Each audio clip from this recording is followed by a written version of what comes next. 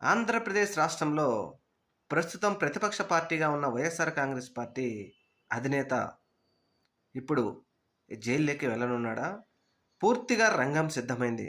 ఎందుకని ఈ మాట అంటున్నామంటే, ఇక ఆ పార్టీ కార్యకర్త సింగయ్య మరణానికి సంబంధించి అనేక కట్టుకథలు అల్లినటువంటి ఈ ప్రభుత్వం ఇప్పుడు జగన్మోహన్ రెడ్డి గారిని ఎలాగైనా ఈ విషయంలో నిర్బంధించాలి.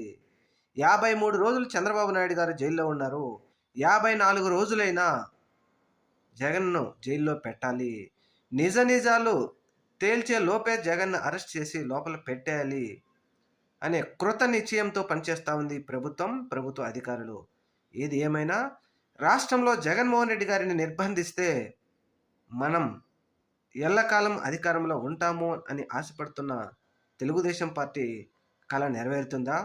ఒక ప్రతిపక్ష నాయకుడిని సెక్యూరిటీ లేకుండా తన సొంత కారును కూడా తీసుకెళ్ళి పోలీస్ స్టేషన్‌లో పెట్టేసి, ఈ విధమైనటువంటి చర్యలకు పాల్పడతా ఉంది ఈ ప్రభుత్వం అంటే, మరి ఇటువంటి చర్యలు ఇంతటితో ఆగుతాయా? ఇంకా ముందుకెళ్ళి ఇంట్లో ఆడవాళ్ళను కూడా అరెస్ట్ చేసి జైల్లో పెడతారా అనేది చూడాలి.